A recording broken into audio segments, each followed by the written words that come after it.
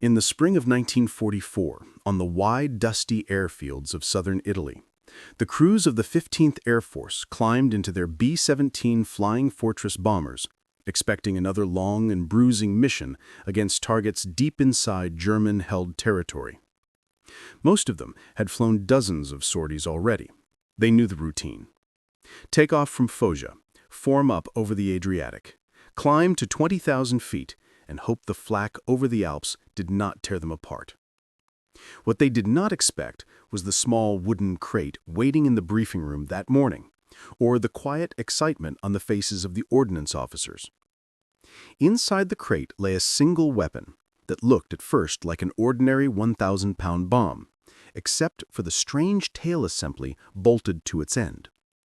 4 flat fins extended outward like the vanes of a windmill, and near the rear was a small antenna designed to catch signals in midair.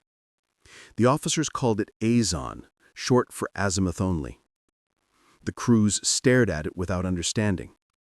Then the briefing major held up something no bombardier had ever seen, a small metal joystick connected to a radio transmitter.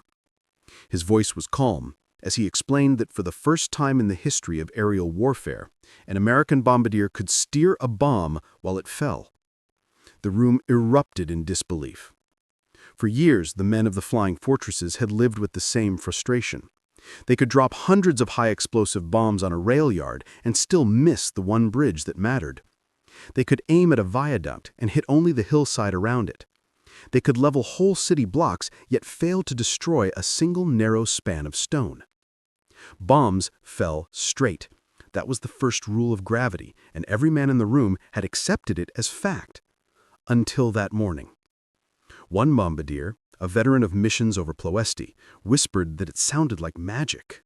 Another joked that the next thing the engineers would do was teach bombs how to fly back home. But their laughter faded when the major explained what azon could do. The bomb would drop normally at first. But once it cleared the bomb bay, the bombardier would flip a switch, activating the radio receiver in the tail unit. From that moment, the bomb would listen for commands: move left, move right, hold center.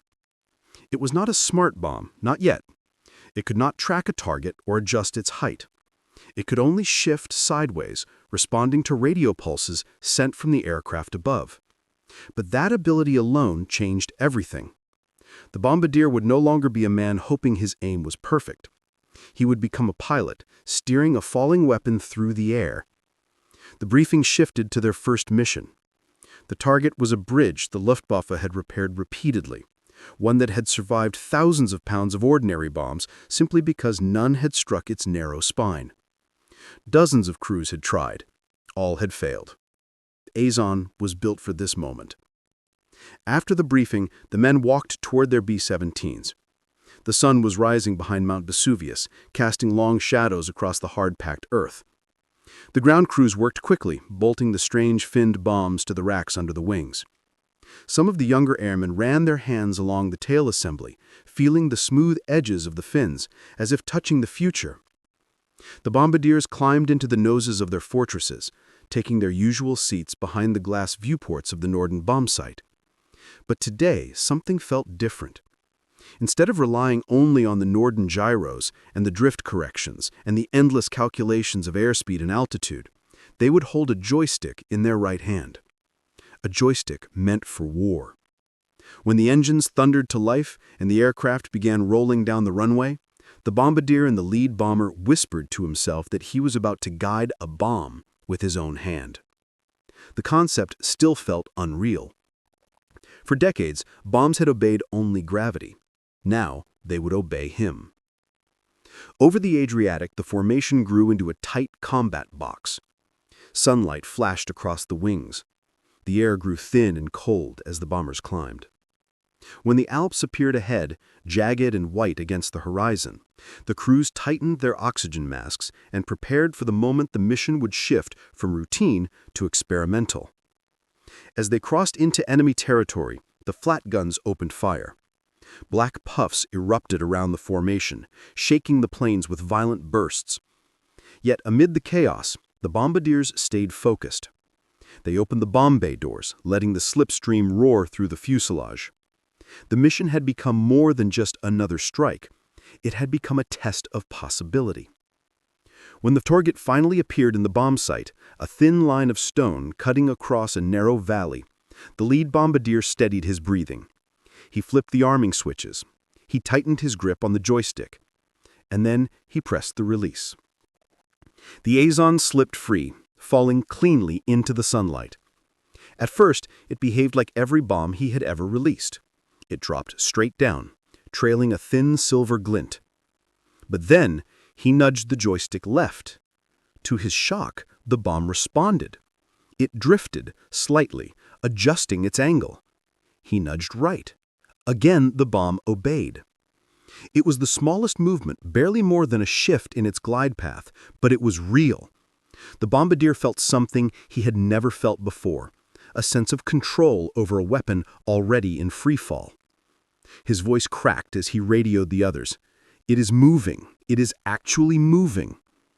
In the seconds that followed, he guided the bomb through the air, steering it like a falling arrow, aiming its descent toward the slim arch of the bridge. The rest of the crew watched through the nose blister, hardly believing what they saw. For the first time in history, a human hand was guiding a bomb in flight, not through luck, not through mathematics alone, but through direct control. And as the Azon descended toward its target, the bombardier realized that the age of unguided destruction was ending. The era of precision had just begun. The morning of the first true Azon mission began like countless others on the vast Foggia airfields. Yet every man in the bomber group felt a tension that was different from flak fear or fighter fear. This was the kind of tension that came when history was about to tilt. The crews of the B-17s walked across the dusty ground toward their aircraft, while the warm wind blew across the rows of bombers glinting in the rising sun. Ground crews were already at work sliding the long-finned bombs from their carts and securing them onto the racks beneath the wings. The ordnance crews handled Azon with a strange mix of caution and pride, because they knew they were loading something new, something the enemy had never seen, and something that even the Americans barely understood. The bombardiers checked their gear again and again. Each man carried not only the adjustable sight controls of the Norden bomb sight, but also the new radio transmitter box and the small joystick strapped beside it. The joystick looked almost fragile next to the thick metal and riveted panels around them. Yet that little stick held the promise of guiding a bomb across miles of air. Before takeoff, the squadron commander climbed onto a jeep and shouted reminders over the engine noise. He told them to trust their training, to keep the bomb in view, to stay steady no matter how bad the flak became, and to remember that the bomb would only respond in the horizontal plane. It could not climb or dive. It could only slide left or right. That meant the bombardier had to watch carefully and adjust constantly, guiding the weapon toward the narrow target.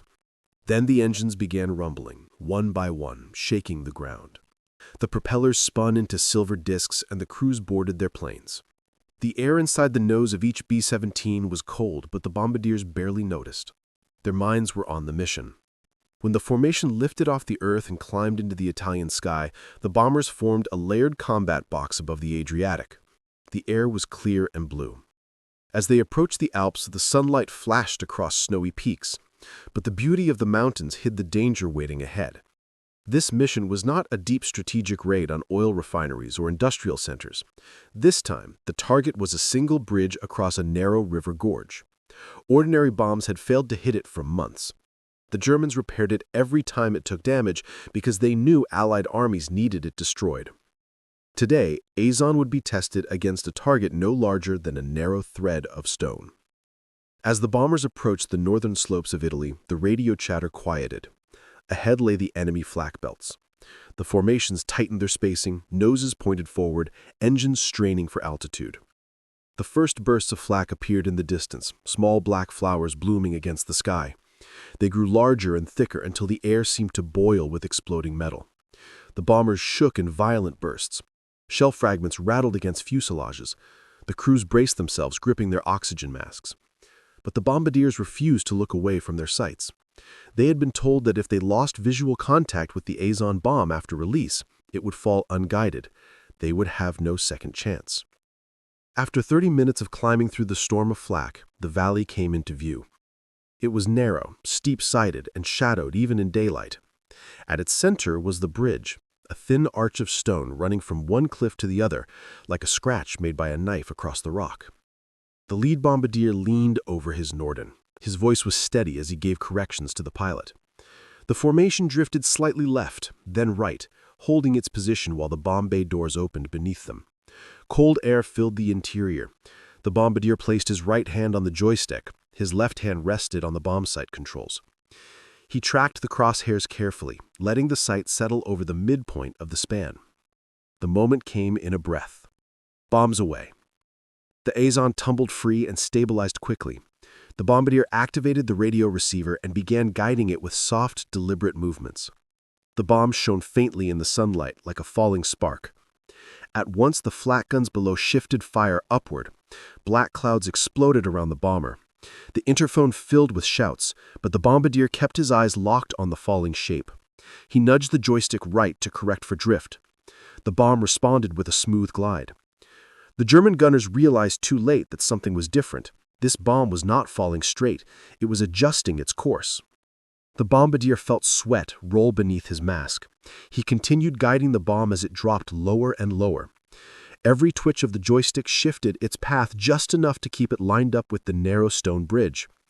The radio pulses hummed through the cockpit as the signal reached the falling weapon. A second squadron watched from behind, stunned by what they saw. The lead bombardier whispered a correction. Left. Hold. Right. The bomb obeyed. Flak burst directly beneath the bomber, almost lifting it. The pilot fought for stability. The bombardier kept steering, guiding the bomb as gravity snapped at it. As the weapon neared the target, the whole crew leaned forward as if willing it to strike true. For the final few seconds, the bombardier made tiny corrections, each one bringing the Azon closer to the middle of the bridge. Then the view vanished in a burst of smoke as the bomb struck. The explosion split the stone span in a shower of dust and debris. The bridge broke at its center and folded into the ravine below. The radio came alive with disbelief. They hit it. They actually hit it.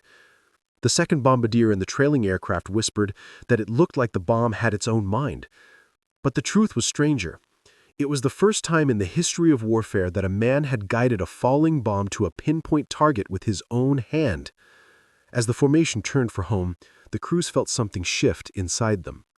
They had not just completed a mission, they had witnessed a new era begin. Azon had proved that precision bombing was no longer a dream, it was real. And this was only the beginning. The day after the first successful mission, the bombardiers of the 15th Air Force gathered in a long canvas briefing tent, while engineers from the United States Army Air Forces prepared to explain the weapon they had just used. Many of the airmen still could not believe what they had seen. They had guided a bomb with their own hands, watched it shift in the air and strike a target that months of ordinary bombing had failed to destroy. Now they wanted to know how it worked. The lead engineer placed an Azon tail assembly on the table. Without the bomb body attached, it looked almost delicate. A metal skeleton with 4 flat fins extending outward and a small radio receiver embedded in the rear. But the engineer spoke with the confidence of someone who knew he was holding the future. He explained that the Azon bomb was designed around a simple principle. Ordinary bombs dropped in a clean, predictable arc. Once released, their path could not be changed. Azon kept that arc but added a new capability. It could shift sideways in midair. Only sideways, not up, not down, not faster or slower, just left or right. That limitation might have seemed small, but it was revolutionary. The key lay in the fins. When the bombardier moved the joystick in the B-17, the transmitter sent a radio pulse downward. The receiver in the tail interpreted the pulse and tilted one of the fins slightly. The tilt pushed the rear of the bomb in one direction, nudging the nose in the other. The bomb then drifted along a new course, carried by its own momentum and the air rushing around it. The engineer compared it to steering a falling leaf. The bomb did not turn sharply. It glided gently but predictably. That was all the Bombardier needed. He did not have to force it to turn in tight arcs. He only had to correct its drift and guide it toward a narrow target. The Bombardiers listened in silence as the engineer explained that the Azon system had been tested at Eglin Field in Florida. Crews had practiced over painted targets on sand. They had learned that the bomb responded best to small corrections, and that the Bombardier had to maintain visual contact throughout the fall. In training, they had used bright-colored fins to keep the bomb visible. In combat, they relied on sunlight and the gleam of the metallic surface. The system had worked reliably in tests. What no one knew until now was whether it would survive real flak, real turbulence, and the vibration of real battle. The mission the day before had given the answer. Azon worked, and it worked against the one kind of target that had defied conventional bombing again and again. Bridges, rail lines, locomotives, fuel cars. German forces relied on these arteries to supply the front. Destroying them with ordinary bombs was almost impossible because they were small, narrow, and often repaired within days. But with Azon, a single bomber could do what entire bomb groups had failed to accomplish. The engineer lifted the tail assembly and pointed to the antenna mounted on the rear. This, he said, was the heart of the system. Without it, Azon would fall straight. With it, the bomb became something entirely new.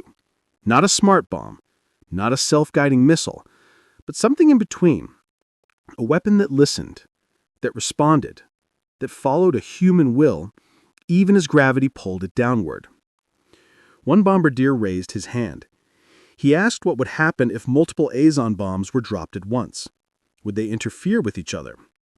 The engineer shook his head. The system allowed only one bomb to be guided at a time.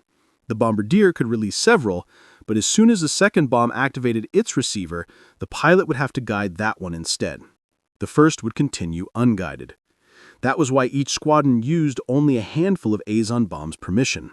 Precision required attention. Another airman asked why the bomb could only move sideways. The engineer replied that adding vertical control would require systems far too heavy for a bomber to carry. Radio control was new and still primitive. Horizontal control alone consumed a surprising amount of radio power. Vertical control would require a level of engineering that simply did not exist yet. Yet the idea stayed in the room long after the engineer stopped talking. Vertical control. Fully guided bombs. Weapons that could home in on targets by themselves. The bombardiers glanced at one another, sensing a future none of them could fully imagine. After the briefing, the men followed the engineers outside to the maintenance sheds, where the next shipment of Azon tail assemblies waited in crates. The engineers demonstrated how each fin was mounted, how the internal gyroscope kept the bomb stable, and how the antennas were tested before loading. Watching the technicians move the fins by hand made the bombardiers imagine the bomb falling through the air, responding to their touch. The joystick became less a novelty and more an extension of themselves, a wand guiding destruction. In the days that followed, they practiced with wooden mock-ups. The bombardiers learned to make gentle corrections rather than sharp jerks that could send the bomb into an unpredictable tumble. They trained their eyes to track a falling object through haze, smoke, and wind. They rehearsed timing, measuring how many seconds they would have between release and impact, usually less than 30. Every bombardier knew those seconds would feel like an eternity in combat. The science behind Azon was simple enough when explained in diagrams, but nothing about it felt simple in practice. It required a calm hand under fire, a steady eye in turbulence, and the ability to ignore exploding flak as the bombers pushed through German defenses. And yet, every man who practiced with the joystick felt something growing inside him. Pride, curiosity, wonder. For years they had been told that their job was to aim perfect when gravity did the rest. Now they were being told something different. They were no longer passive servants of physics. They were pilots guiding a weapon after it had already left the aircraft. They had rewritten a law of war. The final moment of the lesson came when the engineer closed the tail assembly and ran his hand over the fins. He told the bombardier something they would never forget. If you can guide a bomb even a little, then the enemy will never again feel safe behind small targets. And if we can guide this bomb, imagine what we can guide next. With that sentence, the air around them seemed to shift. Azon was not just a tool, it was a doorway. And the men of the 15th Air Force had taken the first step into a new era that no one on Earth was prepared for. The next weeks became a proving ground for Azon, as the bomber groups of the 15th Air Force launched mission after mission against targets that had frustrated Allied planners for more than a year. The Germans had built their logistics system on narrow vulnerabilities, bridges across mountain valleys, rail junctions tucked between steep cliffs, and single rail cars filled with fuel or ammunition that moved constantly along the Danube corridor. Ordinary bombs could damage these targets, but rarely destroy them. The blast radius was too wide, the aiming margin too unforgiving. Now, for the first time, American crews carried a weapon built specifically to attack the smallest link in the German supply chain. The first major test came against the Ora Bridge, a stone span near the Brenner Pass that served as a vital artery between Germany and Italy. The Luftwaffe had defended it fiercely, and German engineers repaired it after every attack. Allied planners knew that shutting down the Brenner line, even for a week, could cripple German reinforcement efforts in Italy. They assigned Azon to the task. At dawn, the bombers lifted from Foggia, climbing into the crisp blue sky. Engines droned in steady rhythm while the crews checked their Azon transmitters and strapped the joysticks into place. As the formation crossed the Alps, the sun glinted off their wings, creating sharp flashes of light across the snowfields below. Then the flak belts opened. The valley around Ora erupted with exploding shells. Black bursts dotted the sky like ink thrown on glass. The bombers shuddered under the impacts, yet continued forward. The lead aircraft opened its bomb bay doors as the river and the narrow bridge slid into view. The Bombardier adjusted the Norden sight one last time, then released the Azon. The bomb steadied, catching the wind. The Bombardier activated the control link. At once he saw the bomb drift slightly offline. He nudged the joystick. The bomb obeyed, drifting back toward the center of the bridge. Flak burst dangerously close, but he kept his eyes on the tiny speck of falling metal. More corrections. Left. Hold. Slight right. The seconds stretched thin. At the final moment, the bomb slipped perfectly into line. The valley below erupted in a massive plume of dust as the bridge snapped in half and folded into the river. The formation roared with disbelief over the radios. They had hit the target dead center. The Ora Bridge that had shrugged off thousands of pounds of unguided explosive was gone in a single strike. Days later, a mission over the Danube proved that Azon was not a one-time miracle. A German train carrying ammunition and fuel was spotted moving along the river. The target was a single rail car, no wider than a farmhouse wall, and nearly impossible to hit from high altitude. Yet the bomber crews attacked with confidence. When the Azon bomb fell, the Bombardier guided it with deliberate movements, the speck shifting subtly against the green fields below. As it neared the train, the Bombardier whispered into his microphone as if speaking to the bomb itself. A little more, now. The explosion tore the train apart in a blast of fire and smoke, sending debris into the air like scattered embers. The rail line was severed. German troops scrambled to understand how a single bomb could cut a moving target with such precision. The next missions were even more ambitious. One operation targeted the bridge at San Michele. The bridge lay between cliffs so narrow that even spotting the target from 20,000 feet was difficult. The Bombardier in the lead aircraft described it later. It looked like aiming at a pencil laid across a canyon. Yet Azon made the impossible possible. 20 seconds after release, the Bombardier saw the bomb drifting too far right. He corrected. The bomb shifted cleanly back toward the center of the bridge. A gust of wind pushed it left. He countered again. Back and forth, the corrections guided the weapon with a grace no unguided bomb had ever shown. When the Azon struck, the stone arch shattered, sending a column of dust skyward. In the briefing room that night, the crews replayed the moment again and again. They had done something no bomber group in Europe had done before. They had steered destruction onto a target barely wider than the wings of their aircraft. Soon, commanders realized Azon could reshape the entire strategy of the air war. Instead of flattening entire towns to destroy a rail yard, they could send a handful of B-17s armed with Azon. Instead of sending 1,000 planes to damage a key bridge, they could send one squadron. Instead of praying for good luck, they could rely on human skill. In missions over the Balkans, Azon bombs cut bridges that the Germans considered untouchable because they were protected by the terrain rather than concrete. One target was a steel span crossing a deep gorge in Yugoslavia. For months it had stood as a lifeline to German troops. The gorge made a direct hit nearly impossible until Azon arrived. The formation flew through heavy clouds, emerging just long enough for the bombardier to spot the bridge. He released the bomb knowing he would only have seconds to correct its path. He guided it through turbulence, tracked it through the shifting haze, and watched it dropped cleanly onto the steel spine. The explosion echoed off the cliffs. The bridge fell in a twisting scream of metal. German reports later described the strike as shocking and precise beyond expectation. But perhaps the most remarkable Azon attack was the destruction of a single stalled locomotive near the Austrian border. The train had been hidden under camouflage netting, surrounded by trees. Yet an Azon bomb curved gently toward it as if drawn by intent. The blast engulfed the locomotive and lit the surrounding trees in bright flame. The bombardier who guided that strike told his crew afterwards that it felt less like dropping a bomb and more like pointing at the target and commanding it to die. With each mission, word spread through the ranks. Azon was changing the war. It was not loud, like napalm, or overwhelming, like area bombing. It was quiet, precise, disciplined. It gave a single bombardier the power to change the course of a battle with one well-guided drop.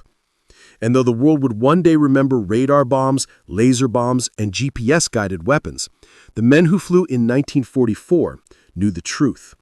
The first step toward modern precision did not begin with a satellite or a computer. It began with a joystick held in the shaking hands of a bombardier climbing through the flak-torn skies of Italy. By the end of 1944, the bomber crews of the 15th Air Force understood something that had not yet reached the newspapers back home, or the desks of the generals in Washington.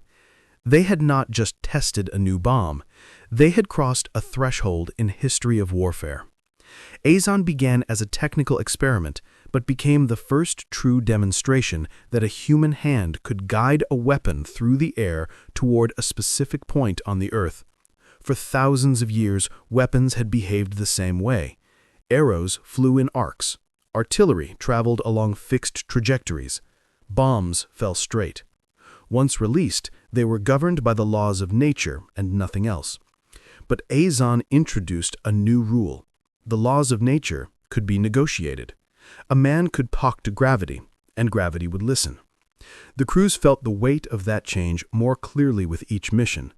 On the long flights home, they discussed what the bomb had done, not only to bridges and trains, but to their own understanding of the sky. Before Azon, they had been passengers of physics. Now, they were participants. They had watched the bomb glide when they pushed right, and drift when they pushed left. They had seen narrow spans vanish under the blast of a bomb that should never have been able to hit them. Many bombardiers described the same sensation, as if the bomb were not falling on its own, but waiting for them to tell it what to do. One crewman from the 2nd Bomb Group later wrote that guiding an Azon felt like steering a small piece of fate downward through the clouds.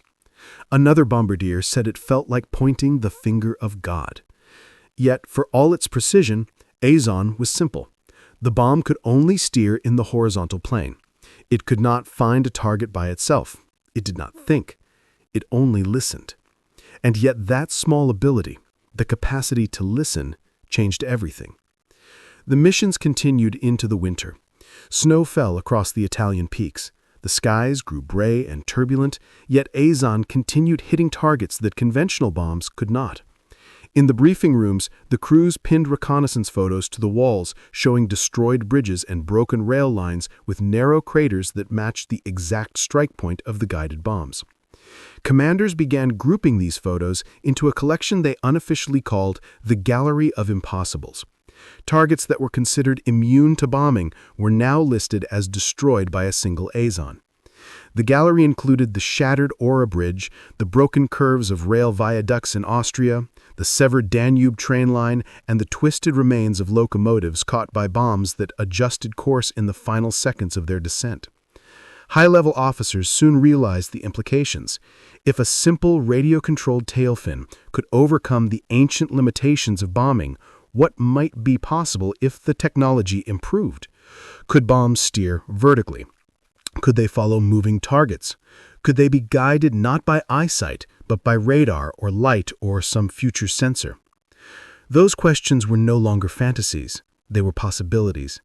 The first real indication of this shift came from the engineers themselves.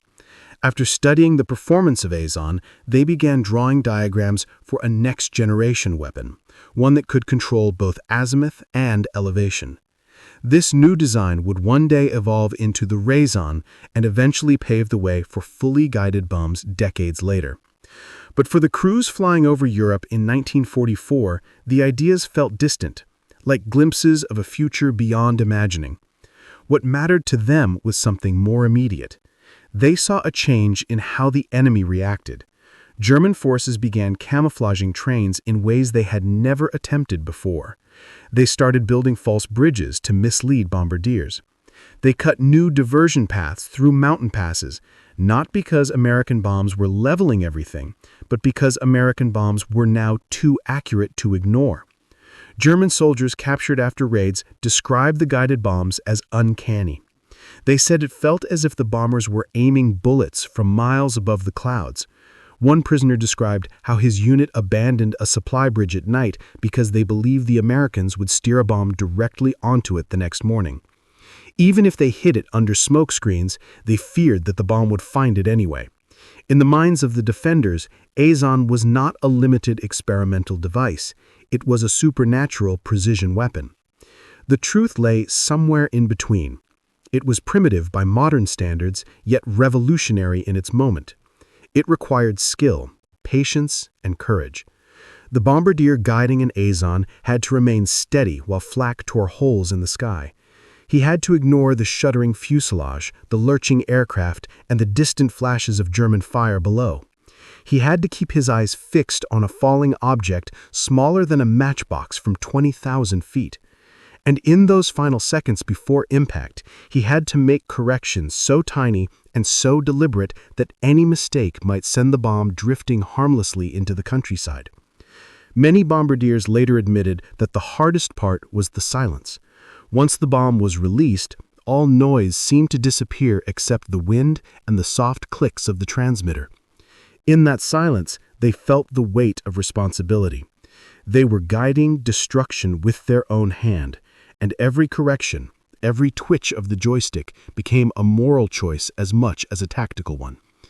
Yet they continued because the mission required it, and because they understood what was at stake.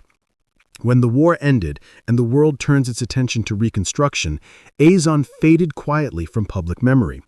Larger, more advanced guided bombs would take the spotlight in the decades that followed. But historians would one day look back and recognize the truth. The first time a man steered a bomb in combat, the first time a weapon listened to human control while falling through the sky, the first time precision became possible was over Italy in 1944. It was not lasers or satellites that opened the door to modern warfare. It was a bombardier in a freezing glass nose compartment, gripping a trembling joystick while flak blossomed around his aircraft. It was a 1,000-pound bomb shifting sideways through the air, obeying radio commands from 20,000 feet above the clouds. That moment marked the birth of guided warfare. And though Azon would be overshadowed by the systems that came after it, the men who flew those missions knew something no one else did. They had been present at the dawn of the future. They had watched the sky itself change. They had seen the first bomb that did not simply fall. It turned.